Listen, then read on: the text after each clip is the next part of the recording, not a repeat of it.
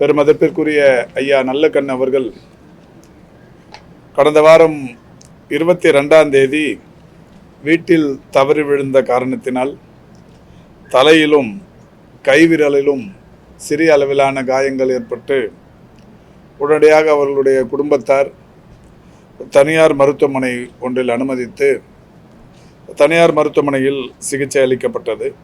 அவர் உணவு அருந்தும் போது உணவு குழாயில் புரை ஏறியதால் அதற்கு உடனடியாக அவருக்கு மூச்சு திணறல் ஏற்பட்டு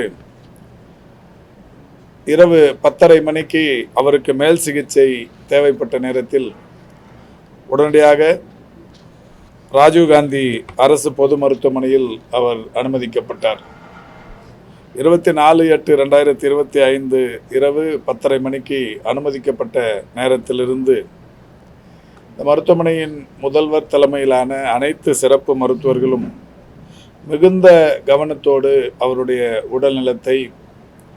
உடல்நிலையை தொடர்ச்சியாக கண்காணித்து வந்தார்கள். மருத்துவ குழுவின் பரிந்துரைப்படி அவருக்கு செயற்கை சுவாசம் அளிக்கப்பட்டது. உணவுப் பொருட்கள் சுவாச குழாயில் இருப்பதாக சந்தேகிக்கப்பட்டு பிராங்கோஸ்கோபி மூலமாக உணவுத் துகள்கள் அகற்றப்பட்டது. நோயின் தீவிரத்தன்மையை அறிந்து அவருக்கு ஆன்டிபயோட்டிக்ஸ் மற்றும் பிற மருந்துகளும் செலுத்தப்பட்டது.